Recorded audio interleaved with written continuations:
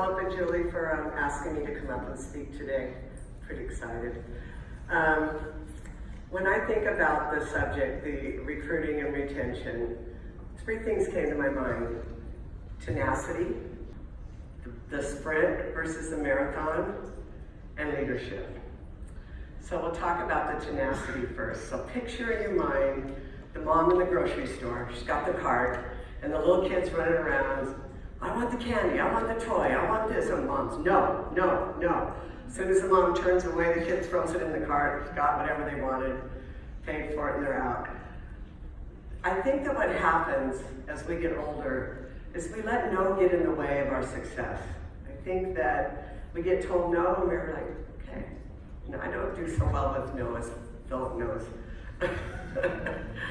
So I got awarded the brand in 2006 and hit the ground running. I was on my sprint and building offices, recruiting brokers, spending money, and then all of a sudden 2009 hits. I don't know how many of you went through that, but I did. It was not fun. And I remember showing up at a conference here, and there were a lot of people that didn't survive that time. I remember showing up, and I remember walking by leadership, and they were like, dead man walking, dead man walking, dead man walking. And I remember looking at them, and I was going, you know what?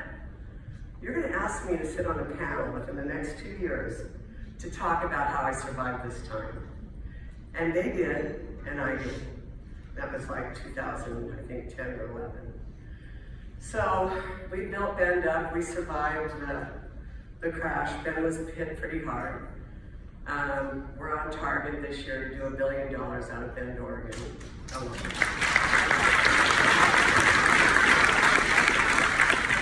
Okay, so you remember the grocery cart? Philip, I want Portland. No, Deb, no. Philip, I want Portland. Come on, I can do it. No, Deb, no. I get the phone call, November 2014. Deb, do you want Portland? Heck yeah! So we hit the ground running again.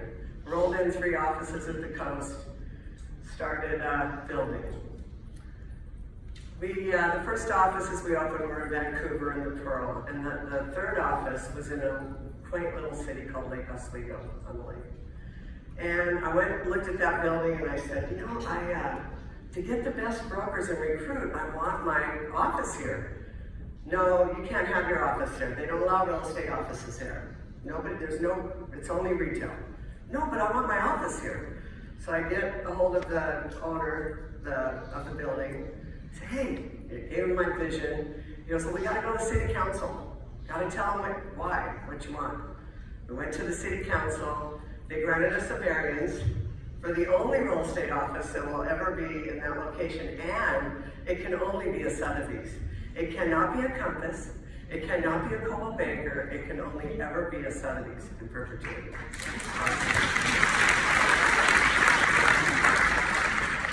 So then I'm working on building my leadership team, and most of them are still with me, and they're amazing. And I'm getting my managers hired this great, charismatic guy.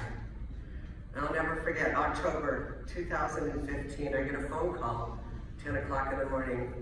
My manager had passed away unexpectedly the night before. He was 52 years old. Thought he's healthy as a horse. So here I am again, leading my brokers like I led them in 2009 and 10, telling them everything's gonna be okay. I will make it okay. Stay with me. I will lead you. We will get through this. We will get through this. Following that, the winter from hell. I don't know how many are in the Pacific Northwest, but we had snowmageddon. I see Dean and Stacy.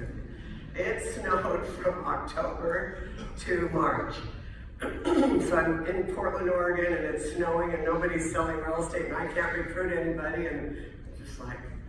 And so Philip comes to me that spring, and I always listen to Philip, because he's usually telling me no. And he says, Deb, you need a COO. I'd gone from 4 offices to 12 offices to 200 brokers in a year and a half. And so I go, okay, I'll go get a COO. So I hire Mr. Michael Cosman, who's out there somewhere, last fall, and He has been just a complete blessing to me. And he leads up my leadership team. And what that's allowed me to do is go be with my brokers and go recruit and mentor. And I still have my day job of selling real estate too, so I give that up. So having the right leadership team behind you makes your brokers feel safe. Having the people do that what you don't do well makes us successful as owners. So Michael's been just a great asset to me. The last difference I can say is, here I am in Bend, Oregon, population 100,000, and then going to Portland, population I think 3 million. It's a baby city. It's really a cute city. But very different cultures, very different caps, different structures, everybody knew me in Bend. So I had to start at ground zero and be respectful of the relationships and the people and the culture that was in this whole new city. And that's taken me a couple of years, but we've got some great traction there now, and we're attracting great talent. The market softened a little, so brokers are looking at moving around now. They're looking for other opportunities. So we've got a great story to tell. We don't have the disruptors in our market yet, but we are preparing for them, and we're going to have a better story. We're reinventing our technology every day. We're looking at tools. We're being proactive as to, we're not just sitting waiting. We're going to come up with a better mousetrap, and I'm very committed to that for my company. We're showing consistency. We're reinventing our back-end systems. We're encouraging our brokers to use contactually, using CRM products, because it was just too easy the last 5 years. Now it's back to basics, it's back to work. So I guess in closing, I would say that I stay tenacious. It is a marathon, it's not a sprint. You get up every day and show up. And I've got a little nickname here that the guys have given to me, which I wear pretty proudly. And I've got a little picture of it. And they call me the Street Fighter.